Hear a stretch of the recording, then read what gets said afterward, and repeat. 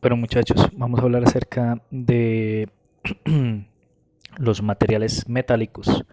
Los materiales metálicos poseen ciertas generalidades.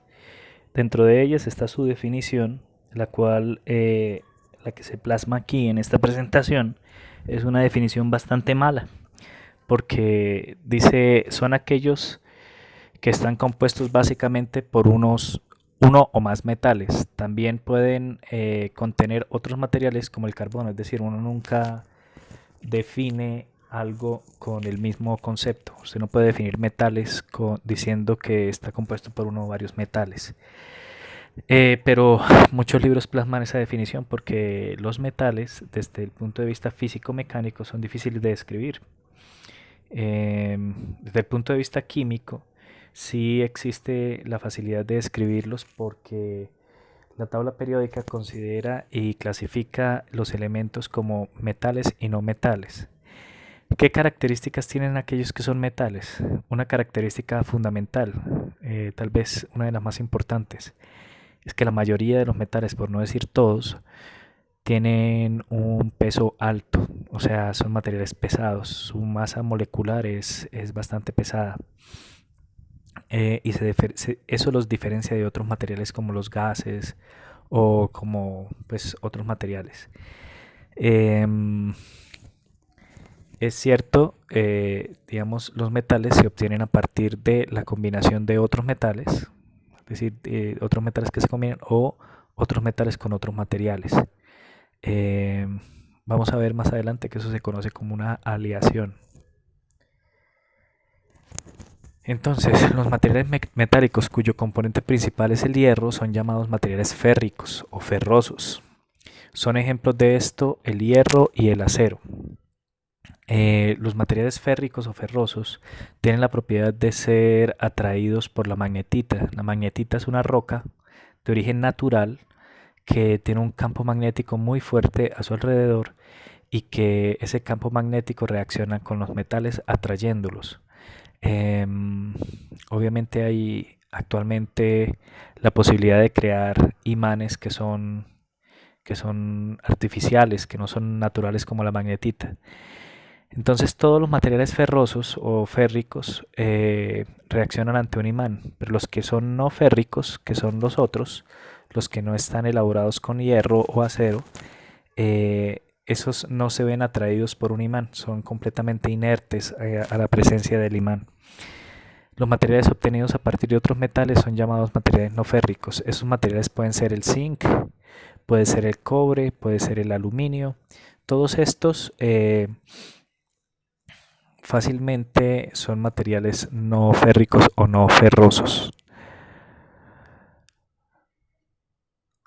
Los materiales metálicos y sus propiedades. Entonces, las propiedades de los materiales metálicos son las siguientes. La primera de todas es que son muy buenos conductores.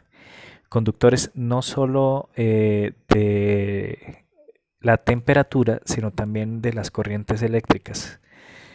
Digamos por su naturaleza química, por su naturaleza, la naturaleza eléctrica de sus moléculas, son muy buenos conductores. Tanto del calor como, pues del calor no, de la temperatura, porque conducen tanto el calor como el frío y de la electricidad. Su aspecto presenta cierto brillo, esto quiere decir que a los metales en general se les puede pulir para que brillen, no quiere decir que todos los metales están brillando todo el tiempo, bueno, están en un estado de lucidez todo el tiempo. Lo que quiere decir es que cuando, por la naturaleza de sus moléculas, por cómo están ordenadas, la mayoría de los metales se les puede sacar brillo, ¿sí? A temperatura ambiente suelen ser sólidos. Este es el ejemplo, por ejemplo, del acero, o el ejemplo del aluminio, o el ejemplo del cobre. La única excepción de ese ejemplo es el mercurio. El mercurio es un metal, pero a temperatura ambiente el mercurio se encuentra líquido.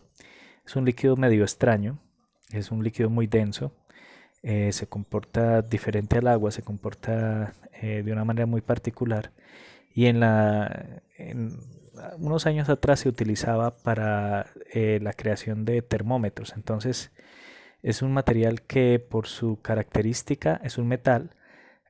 Cuando entra en contacto con el calor se expande y cuando entra en contacto con el frío se contrae. Debido a eso, este metal es muy sensible al calor. Entonces, cuando se calienta se expande mucho y cuando se enfría se contrae mucho. Debido a esta sensibilidad, decidieron meterlo en una columna de vidrio y, digamos, aforar esa columna como con una regla, y con eso crearon los antiguos termómetros. Entonces el termómetro era un bulbo de vidrio donde había mercurio, y el mercurio, al entrar en contacto con la piel, empezaba a calentarse, subía por la columna estaba, digamos, calibrada, y, y con eso se medía la temperatura, ¿sí? Digamos que era un poquito peligroso porque el mercurio es medio venenoso, entonces si se le partía a usted un termómetro, había que tener cuidado de recoger el mercurio sin tocarlo y cosas de este estilo. Pero bueno, ese era un uso que le daba el mercurio. Es el único metal, creo que aparte del galio, que se presenta en estados líquidos, eh, en, en temperatura ambiente. Todos los demás metales pueden llegar a ser líquidos.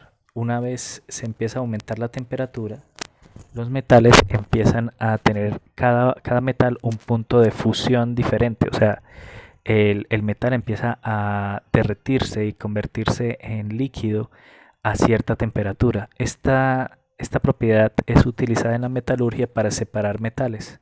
Cuando hay metales que están unidos o fusionados, lo que hacen, o cuando tienen ciertas impurezas, lo que se hace es llegar al punto de fusión, y como los metales, los elementos tienen diferentes puntos de fusión, entonces se van derritiendo unos primero que otros y se pueden ir separando. Pero todos los metales tienen un punto de fusión.